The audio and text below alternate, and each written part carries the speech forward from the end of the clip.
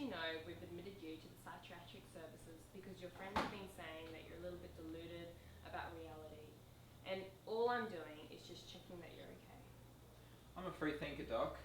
There's all this talk about how the media can brainwash you and shape your ideas. Not me. I'm my own boss. The only thing that influences me is myself.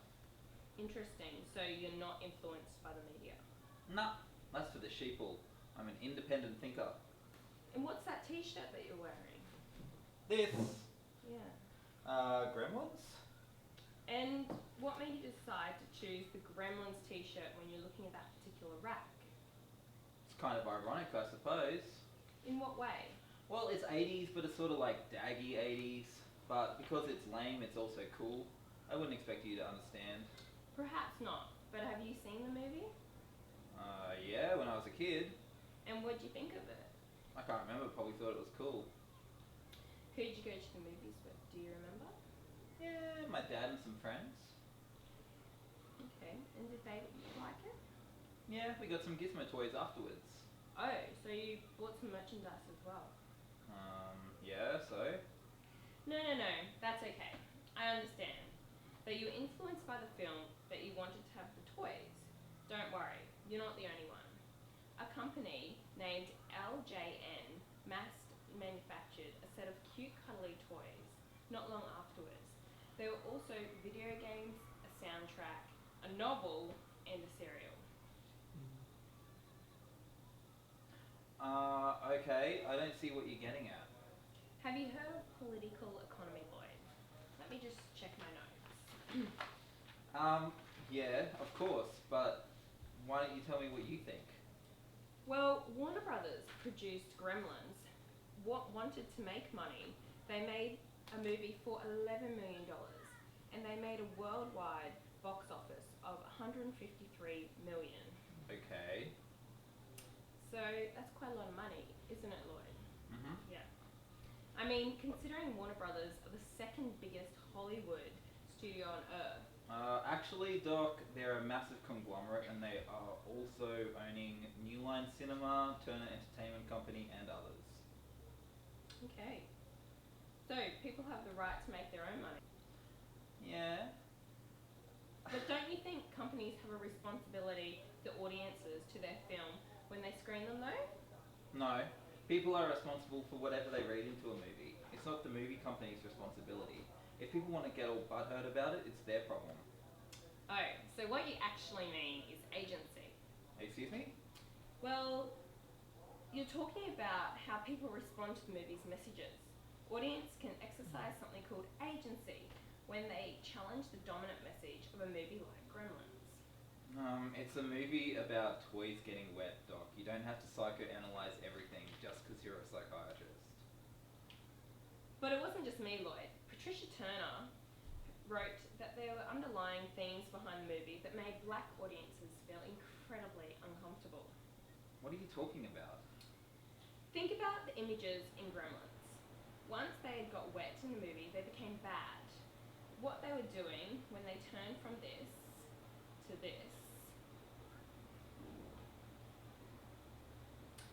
they were breakdancing, eating French fries with their hands and listening to rap music, all intertwined with African Americans. Stereotypes, wouldn't you say? Not to mention that there was only one black character in the whole movie. Well, that was like 30 years ago. It's actually 32 to be exact. But do you think that things have really changed now? Of course, we're a much more inclusive society now. Go. But what about the Oscars So White campaign that protested against the lack of African Americans who won Oscars? And what about this infogenic, you see, the dominant discourse of successful movies in Australia are screwed towards white, heterosexual men. When was the last time you saw a transgender, Indigenous woman starring in a main role? Well, that is bad, I guess, but that's just the way that things are, right? To a degree, yes, but movie companies want to make money. There's more risk to cater to an only black audience. So they cater to a dominant audience, which unfortunately means helping to sustain unequal power relationships, not just with black audiences, but for sexual minorities, the disabled, and other ethnics. Well, I'm a modern independent guy. I just don't discriminate against anyone. I mean, I have black friends. I have no doubt that you do. It's just a shame for them that they can't see more people like them on the screen. Okay, so the racism thing still exists. But Gremlin was like 32 years ago, so those other things you're talking about aren't relevant now. Oh really? Mad Max Fury Road came out only last year. Hop on eBay, Lloyd. You can buy DVDs, posters, even a pendant.